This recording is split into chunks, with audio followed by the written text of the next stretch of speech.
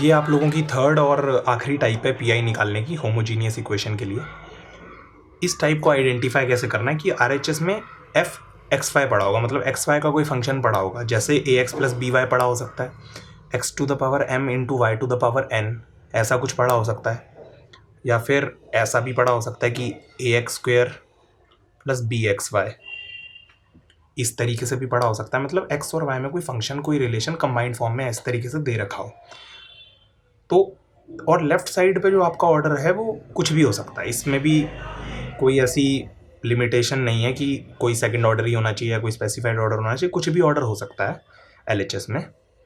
तब आप लोगों का जो पीआई होगा वही होगा, वो होगा 1/, जो आपका फंक्शन था डी और डी डैश का वो आ जाएगा, और इंटू आरएचएस, जो भी आपका आरएचएस में पड़ा था, जो भी एक्स वाई का फंक्शन वो आ जाएगा।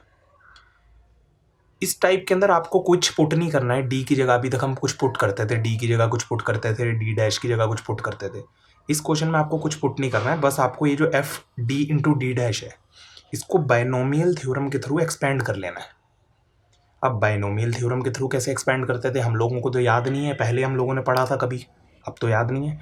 तो उसका हम सिंपल वाला फॉर्मूला एक बायनोमियल थ्योरम का देख लेते हैं, जो आपके इन सारे क्वेश्चंस में लग जाएगा, पीआई के सारे क्वेश्चंस निकालने में लग जाएगा। वो फार्मूला क्या है वो आपके सामने है। ये आप लोगों का फार्मूला है।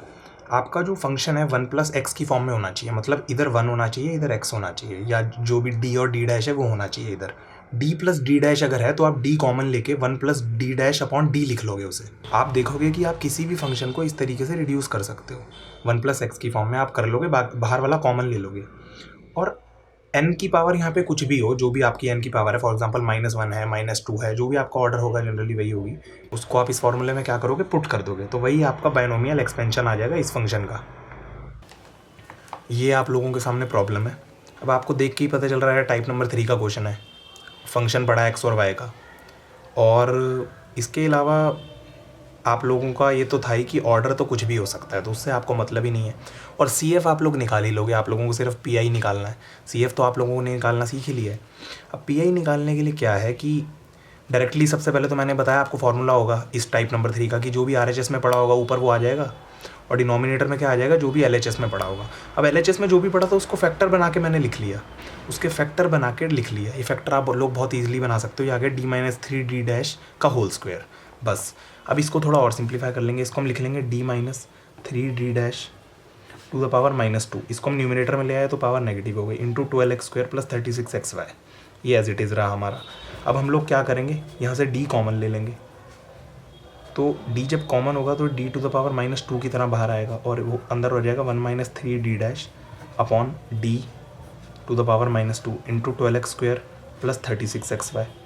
अब हम लोगों ने ये d कॉमन क्यों लिया, हमने इसलिए कॉमन लिया ताकि हमारा जो ब्रैकेट के अंदर जो रह जाए वो 1+x to the power n वाली फॉर्म रह जाए, ये जो फॉर्म थी ये रह जाए हमारी ब्रैकेट के अंदर, क्योंकि इसी का बायनोमियल एक्सपेंशन हमें आता है और किसी का बायनोमियल एक्सपेंशन हमें याद ही नहीं है।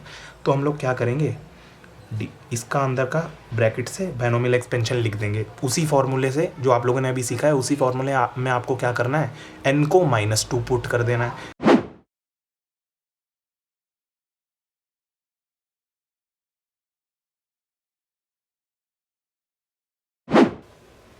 और इसके आगे की टर्म हम लोग नहीं लिखेंगे, जो आगे टर्म आएंगी क्यूबिक क्वाड्रेटिक वो टर्म्स हम नहीं लिखेंगे, बस हम इतना ही लिखेंगे, उसके आगे हम लोग नहीं जाएंगे, यहीं छोड़ देंगे। एग्जाम में आपको यहीं तक करके आना है।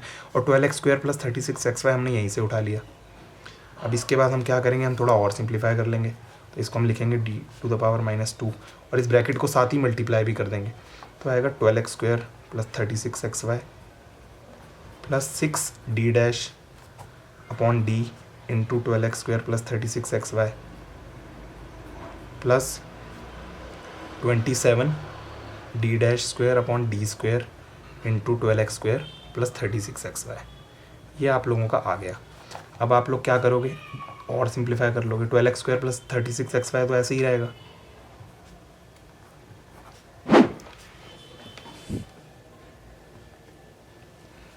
और 6d डैश अपॉन डी में आप क्या करोगे, आप d डैश निकाल लोगे इस फंक्शन का। d डैश क्या होता है, डेल बाय डेल वाई, तो 6 अपॉन डी कॉमन रहेगा, और डेल बाय डेल वाई इस फंक्शन का आप निकाल लोगे। डेल बाय डेल वाई क्या होगा, इसमें y तो है नहीं, तो x ही वेरिएबल की तरह ट्रीट होगा, और एक्स तो कांस्टेंट है क्योंकि डी डैश क्या होता है डेल बाय डेल वाई, तो हमें वाई वेरिएबल चाहिए, तो इस टर्म में तो वाई है ही नहीं, तो ये तो ज़ीरो हो जाएगी।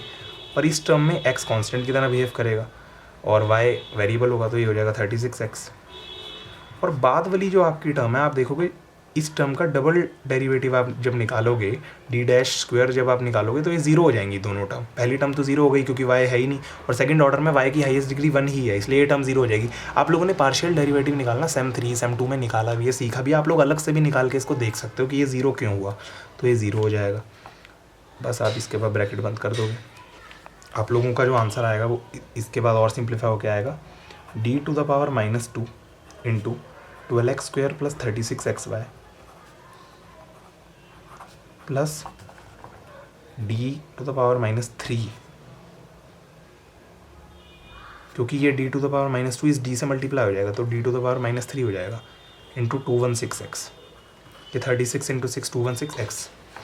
अब इसको हम सिंप्लीफाई कैसे करते हैं, अगर आपको ये मैं एक बता देता हूँ टेक्निक कि अगर d⁻⁻2 है तो इसके अंदर वाले का क्या आंसर होता है कि 12x² प्लस 36xy को आप 2 बार इंटीग्रेट कर दोगे dx के साथ, क्योंकि d है, अगर d डैश होता तो हम dy के साथ इंटीग्रेट करते, और 216x को आप 3 बार इंटीग्रेट कर दोगे क्योंकि d⁻⁻3 है और dx की फॉर्म में।